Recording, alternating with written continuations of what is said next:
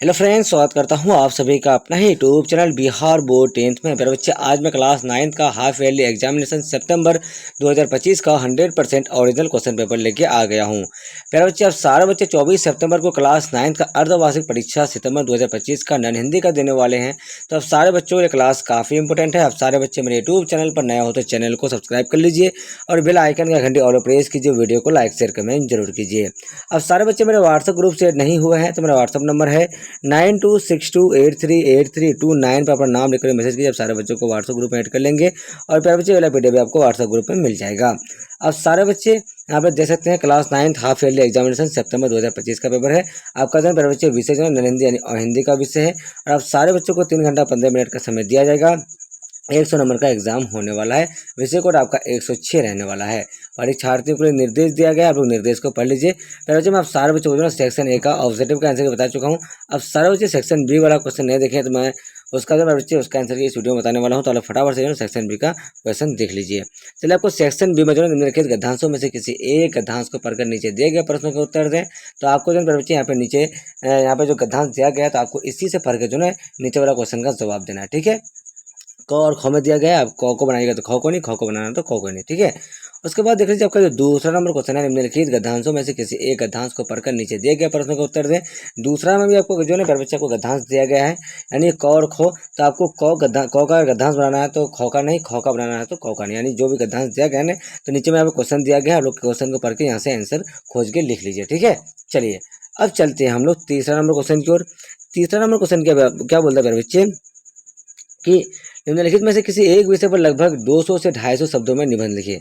आपको एक शब्द में लिखने बोल रहा है। आपको हमारा राज्य बिहार, मुहर्रम, ग्राम जीवन, एकता, अनुशासन, ये सब में लिखने बोल रहा है।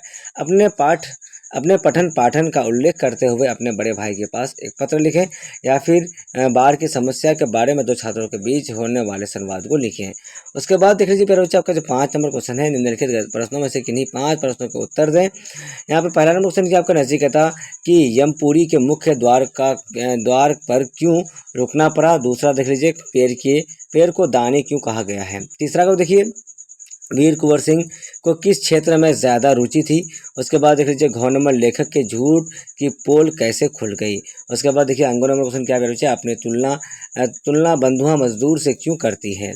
उसके बाद चाह नहीं पद कवि माखनाल चतुर्वेदी को किस तरह की भावना को व्यक्त कर रहा है। ये सारा क्वेश्चन है मेरे बच्चे, आपको जो है किसी 5 ही क्वेश्चन का जवाब देना है। उसके बाद देखिए 6 नंबर क्वेश्चन क्या आपका निम्नलिखित प्रश्नों में से किसी एक प्रश्न का उत्तर लिखिए। आपको क और ख में से किसी एक प्रश्न का उत्तर लिखना है।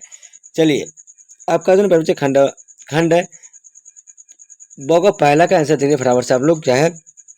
और प्रकृति क्या है, तो प्रकृति परिवर्तनशील है तथा उसमें निरंतर परिवर्तन होता रहता है। दूसरा का देख लीजिए प्रकृति की परिवर्तनशीलता के उदाहरण कौन कौन है, तो दिन रात तथा ऋतुओं का निरंतर बदलता चक्र प्रकृति को परिवर्तनशीलता के उदाहरण है। तीसरा का देख लीजिए आप लोग प्रकृति की भांति कौन गतिशील है, तो ये बच्चे इसका आंसर देख लीजिए प्रकृति की भांति समय भी गतिशील है तथा उसमें निरंतर बदलाव आता रहता है। चौथा का देख लीजिए आप लोग क्या है, तो समय के परिवर्तन से क्यों नहीं घबराना चाहिए, तो समय किसको राजा से रंग बना देगा और किसे रंग से राजा कोई नहीं जानता, इसलिए समय के परिवर्तन से घबराना नहीं चाहिए क्योंकि सुख दुख यश अपयश हानि लाभ जीवन के अंग हैं। उसके बाद देख लीजिए आपका 5 नंबर क्वेश्चन दिया, कैसा मनुष्य समय से लड़ पाता है, तो समय के विपरीत होने पर धैर्य साहस व दृढ़ता का परिचय देने वाला मनुष्य ही समय से लड़ पाता है। उसके बाद दूसरा कौ देख लीजिए आप लोग क्या है, तो पल्लवन से क्या अभिप्राय है, तो पल्लवन से अभिप्राय किसी भाव का विस्तार करने से है। दूसरा का देख लीजिए पल्लवन किसका विपरीत शब्द है, तो हम इसमें किसी युक्ति वाक्य कहावत अथवा प्रयोक्ति आदि के अर्थ को विस्तृत अथवा विशद रूप से प्रस्तुत किया जाता है। उसके बाद देख लीजिए आप लोग संक्षेपण में क्या किया जाता है, तो संक्षेपण में विस्तार से दी गई बातों को संक्षिप्त रूप से प्रस्तुत किया जाता है। 4 नंबर देख लीजिए क्या है, 2 का 4 है, किसमें समाज का गहन अनुभव छिपा रहता है, तो लोकोक्तियों में समाज का गहन अनुभव छिपा रहता है। कई विचारक ऐसे सूत्र वाक्य प्रस्तुत करते हैं जिनमें कम से कम शब्दों में अधिक से अधिक बातें कही जाती है। ये आपका हो गया दूसरा का चौथा का आंसर। उसके बाद देख लीजिए आप लोग पल्लवन का उद्देश्य क्या है, प्रलोभन का उद्देश्य पंक्ति में छिपे भाव को ही स्पष्ट करना होता है। उसके बाद देख लीजिए प्यारे बच्चे, आपका जो है तीसरा का क नंबर का आंसर देख लीजिए क्या है। ग्रीष्म ऋतु, ग्रीष्म ऋतु पर निबंध। ग्रीष्म ऋतु वर्ष का सबसे गर्म मौसम है। इस मौसम में तापमान इतना अधिक हो जाता है कि पानी बहुत जल्दी वाष्पित होने लगता है, लेकिन यह बच्चों के लिए सबसे मनोरंजक मौसम है जो इसका पूरा आनंद लेते हैं, क्योंकि उनके स्कूल की छुट्टी गर्मी के मौसम में होती है। आमतौर पर गर्मियों मार्च के मध्य या फिर बाद में जून तक रहती है, लेकिन मानसून में देरी के कारण ये जुलाई से पहले सप्ताह तक चल सकती है। ग्रीष्म ऋतु के बारे में तथ्य, यह मौसम तब होता है जब पृथ्वी सूर्य की ओर झुकती है, और सर्दियों के लिए इसके विपरीत घटना होती है। दक्षिण गोलार्ध में दिसंबर से फरवरी तक गर्मी के महीने होते हैं। दिन गर्म हो जाते हैं और रातें ठंडी हो जाती है। इसके अलावा दिन लंबा और रातें छोटी होती है। उसके बाद इस मौसम में हमें कई तरह के फल और सब्जियां मिलती है, और यही वो मौसम है जिसमें किसान अपनी ज़मीन को खेती के लिए तैयार करते हैं। आसमान साफ हो जाता है क्योंकि छाया देने के लिए बादल नहीं होते हैं और सूरज चमकता है। ग्रीष्म ऋतु में प्रभाव, उसके बाद गर्मियों कई कारणों से गर्म होती है। इनमें कुछ प्राकृतिक कारक और कुछ मानव निर्मित कारक शामिल है। ये कारक जलवायु स्थितियों में कई बदलाव भी लाते हैं। हालांकि मौसम काफ़ी शुष्क होता है, लेकिन बच्चे इसमें पसंद करते हैं। उसके बाद चौथा का आंसर देख लीजिए। बड़े भाई की शादी की छुट्टी के संबंध में प्रधानाध्यापक को प्रार्थना पत्र।